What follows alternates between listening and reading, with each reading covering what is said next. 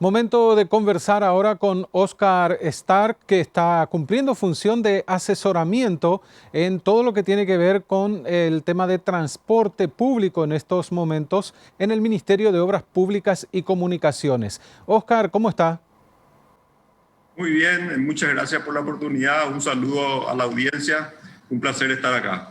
Bueno, para comentar en términos generales cuál es la situación actual de esto que se dio con el transporte, por un lado la posibilidad del ajuste del pasaje, por otro las reguladas que está sintiendo la gente en las calles, desde el empresariado sostienen que no existe regulada, ahora se conforma un consejo asesor para sincerar todos los datos que se tienen. ¿Qué podemos decir al respecto a esta altura, Oscar?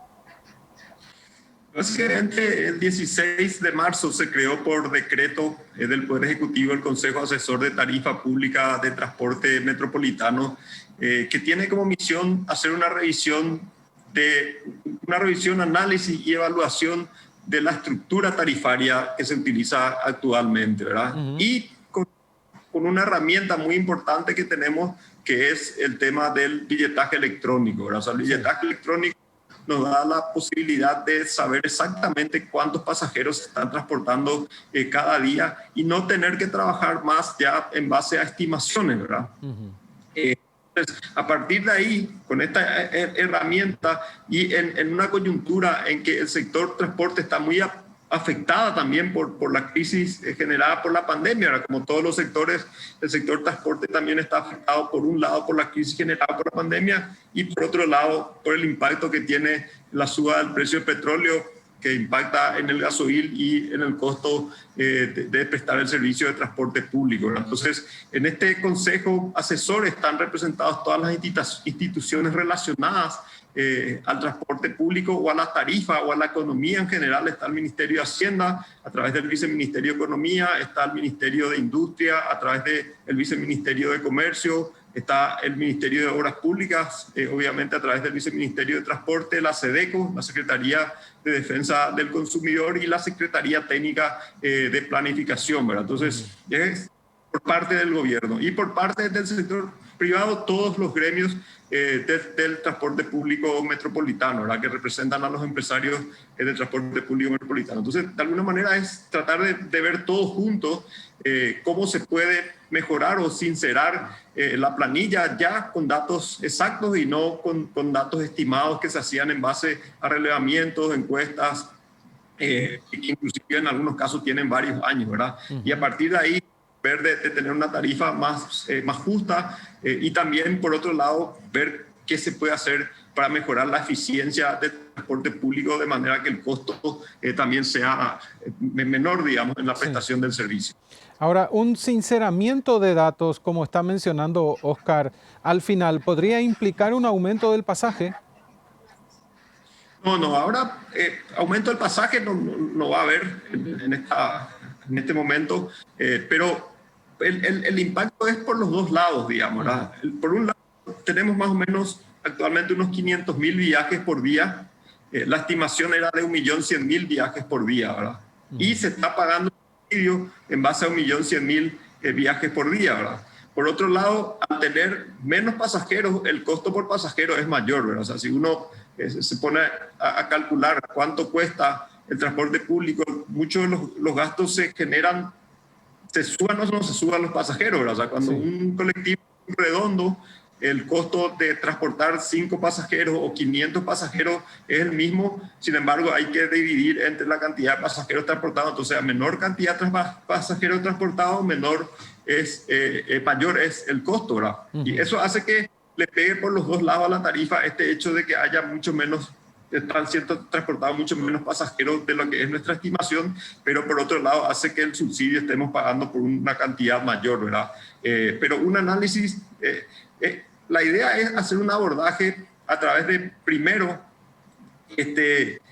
lo urgente, ¿verdad? O sea, Sí. hay algunas cuestiones que hay que resolver en las próximas 2 semanas probablemente, que tienen que ver con cuestiones urgentes y que permitan dar sostenibilidad al servicio y sobre todo mejorar el servicio que se está Ujú. prestando actualmente, que está muy diezmado, y después hacerse un análisis más profundo ya, que abarque todas las variables y que nos permita tener una nueva estructura tarifaria, una nueva planilla de estimación de costos del transporte público para determinar también una nueva tarifa técnica, pero ya a un plazo un poco más largo, ¿verdad? Sí, ahora, ¿cómo están las cosas actualmente? Entonces, ¿se está pagando subsidio por pasajeros que en realidad no se están movilizando, Oscar? ¿Es así? Así mismo es, se están pagando subsidios porque se paga en base a una estimación, ¿verdad? Y era la forma que se podía hacer porque no teníamos la herramienta del billetaje electrónico, ¿verdad?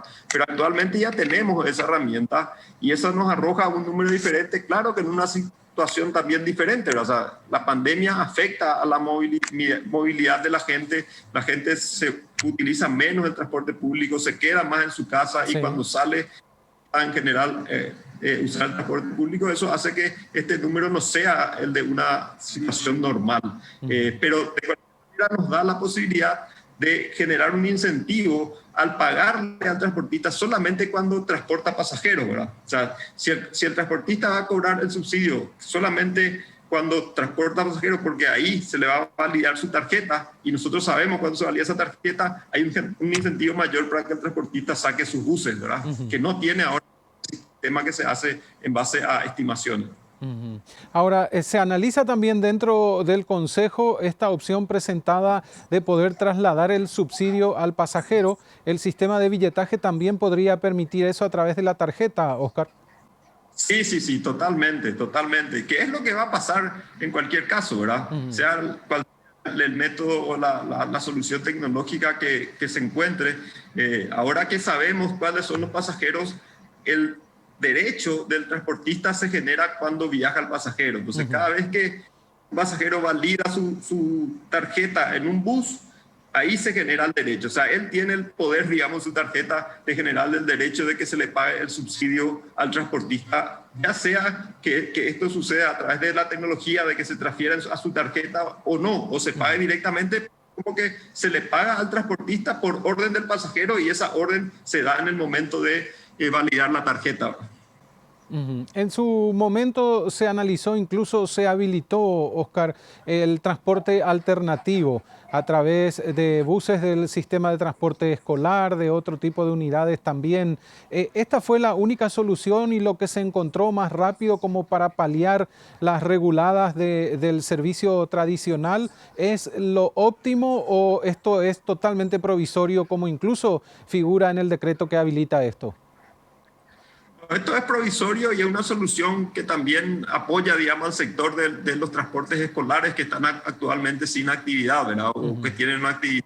Entonces, era una forma de cubrir esa solicitud que ellos están haciendo y también de cubrir la demanda de servicio de transporte público ante esta situación en que los operadores no están consiguiendo cubrir, ¿verdad? Pero al hacer un análisis un poco más profundo, lo que ellos dijeron es básicamente que requerían un subsidio importante, ya sea en el combustible o un subsidio directo, porque el costo que les cerraba, el precio que les cerraba para el pasaje era 4.000 guaraníes y no 2.300, que es el costo el precio que tiene actual, o sea, el pasaje actualmente, ¿no? Entonces, ahí que conversaciones, ellos hicieron su propuesta en ese sentido, de que requieren un subsidio o el combustible, por ejemplo, a través del combustible, o que el precio que requieren es de 4.000 para que puedan operar, ¿verdad? Entonces, Sí. de alguna manera, el costo es mucho mayor al costo del servicio que se está prestando actualmente y hay que seguir analizando esa posibilidad porque todos conocemos también las restricciones que tiene ahora el Estado por el tema de la pandemia y la disminución de los ingresos fiscales, ¿verdad? Entonces, esta solución provisoria no está en curso actualmente. Está ahora en proceso de conversación con ellos. Ellos hicieron una propuesta formal al viceministerio y eso se está analizando, ¿verdad? Cuáles son las posibilidades y seguir conversando con ellos. ¿Y cuáles son los próximos pasos? Incluso se habla de la posibilidad, estuvimos conversando también con el representante de Cetrapan, de modificar nuestro sistema de transporte, que es necesario hacerlo. Usted también está trabajando en la unidad de reconversión del casco urbano de nuestra ciudad. Es decir, estamos hablando de transformaciones que con el transporte se iniciaron ya hace un par de años atrás, pero quedaron nuevamente ahí y no hay modificaciones sustanciales que puedan hacer cambiar la situación actual de nuestro sistema, Óscar? ¿Cómo se puede avanzar en eso? Totalmente. El objetivo final es mejorar el servicio de transporte público, ¿verdad? Porque la mejora del servicio de transporte público tiene un impacto enorme económico y social en el país, ¿verdad? O sea, el impacto económico que tiene un buen servicio de transporte público es enorme. Entonces, la rentabilidad de trabajar en esto es altísima. Entonces, el objetivo final de este proceso que creo que dio un gran paso con el billetaje electrónico. El billetaje electrónico permite transparentar completamente la forma en que funciona el transporte público metropolitano. Y esto está empezando recién, ¿verdad? O sea, el 17 de febrero, hace un poco más de un mes, que se inició la operación obligatoria y en todos los buses del billetaje electrónico. Y a partir de ahí empezamos a hacer una serie de análisis que nos están mostrando cuál es la realidad del transporte público. O sea, cuáles son las rutas que están más sobrecargadas, que tienen más demanda, que tienen sobredemanda, cuáles tienen sobreoferta, entre comillas, cuáles son los horarios en donde se requiere proveer un servicio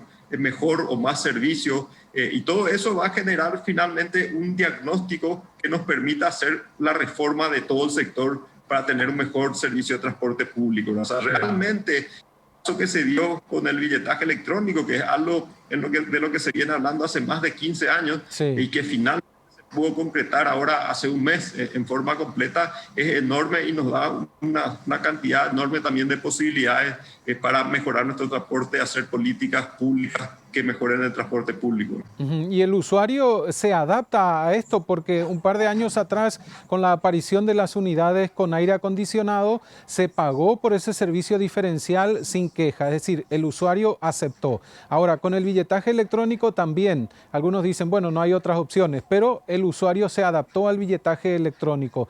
Pero los problemas vienen cuando no hay unidades en la calle y la gente tiene que esperar más de un tiempo prudencial poder volver a sus casas o llegar al trabajo, Óscar. Y ahí es tal vez donde está la falencia del sistema. Así mismo es. O sea, eso se está viendo ahora por una cuestión coyuntural, ¿verdad? De que se está prestando menos servicios, o sea, menos buses están saliendo a la calle. Eso se ve a simple vista, pero también se refleja en el sistema, digamos, de billetaje electrónico de los que son necesarios, ¿verdad? Y eso tiene que ver un poco con un análisis de oferta y demanda, ¿verdad? Porque también hay menos gente moviéndose y menos gente que requiere el servicio, y ahí es que se tiene que ir equilibrando, y estos datos nos permiten hacer eso, ¿verdad? Estos datos nos permiten ver que en ciertos horarios van a tener que salir más buses juntos de la misma línea probablemente, y en otros horarios van a tener que salir menos buses para equilibrar el costo de esa prestación de servicio. Creo que así la mayoría se va a ver beneficiada de que tiene que esperar mucho menos de lo que está esperando actualmente para tomar su colectivo, y también respetando siempre las medidas sanitarias que la situación actual amerita. Óscar, muchísimas gracias por los datos y el análisis. No, al contrario, gracias a vos, Omar, por la oportunidad. Óscar Star con nosotros, asesor en materia de sistema de transporte del Ministerio de Obras Públicas y Comunicaciones.